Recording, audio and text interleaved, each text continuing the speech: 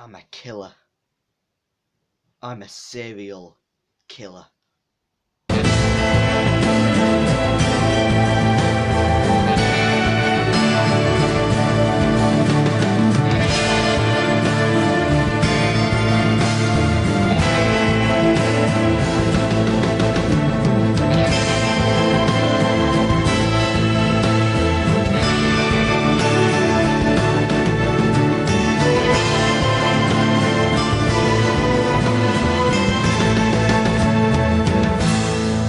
YouTube Gallifrey here and welcome to a brand new video. In this video I'm going to be reviewing episode 2 of series 4 of Sherlock, the Lying Detective, written by Stephen Moffat. So the Lying Detective, what is it about? But before I start this video and reviewing the episode, please turn off this video if you haven't seen it. This is a spoiler alert to all, and come back once you've watched The Lying Detective.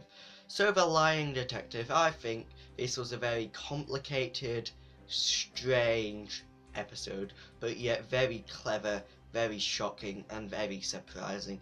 I thought this episode was very different to any other episode of Sherlock, seeing as it was very abstract. It had a lot of abstract camera angles, especially when Sherlock was floating around the room of 221B Baker Street when he was on the drugs. I just thought that scene was so strange and so different to any scene we've ever seen in Sherlock before. Yes, Sherlock is a very weird show, but that was beyond Sherlock. That was weird.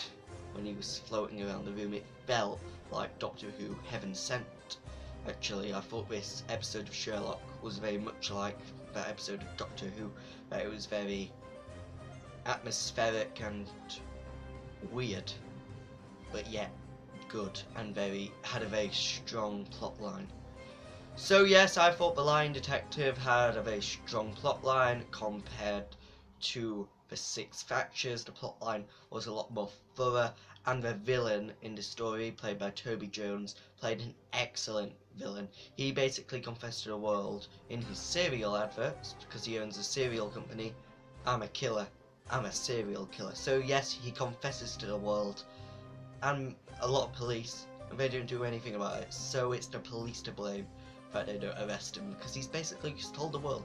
So yes, this guy, played by Toby Jones, also owns a hospital. Well, he doesn't own the hospital. He says he owns the hospital, but it's actually the NHS's. He funded a ward, and when building the ward, he installed secret tunnels in the hospital wing, so he could go into people's rooms while they were sleeping and suffocate them, because it made him happy. So yeah, he is a psychopath and a rich man.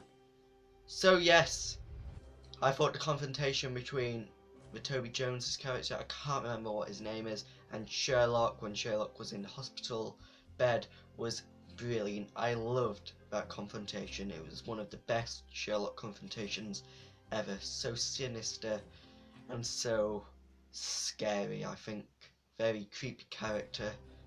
So yes, there are a lot of brilliant scenes in this story, in this episode, especially the car chase at the beginning and as well midway through. So many brilliant scenes in this episode, and of course in this episode Sherlock got high a lot of the times because he and John were recovering from the loss and death of John Watson's wife. And yes, she kept on appearing throughout the episode. Stephen Moffat cannot kill off a character. He can't kill off a character at all without bringing them back somehow. And yes, we have another person going from the back from the dead next week, Moriarty, because Andrew Scott is casted to play a character in the finale of Sherlock, The Final Problem. So yes, I thought this episode was spectacular. Not my favourite Sherlock episode, that would have to be The Sign of 3, but this was still a stunning episode and had one of the strongest plot lines ever. And yes, this was sort of a one-off storyline. However, like all Sherlock episodes, they link in, and it did leave us on a massive cliffhanger. And yes, I told you should watch the Lying Detective before you watch this video, so I'm going to reveal what the cliffhanger was. So yes, this is your final warning if you have played this video stupidly without watching Sherlock the Lying Detective. Yes, I have been that stupid before and played a spoiler review on Star Wars Rogue One. So yes, the film wasn't as good when I watched it. So, final warning, Sherlock has a brother who is actually a sister. And yes, that was a shocking cliffhanger. I was absolutely shocked when she came on the screen, seeing as we had seen her play numerous roles early in the story and briefly in episode 1. It was so shocking. And yes, Sherlock found this note which said in invisible ink, "Miss me." Yes, does this mean Moriarty will return?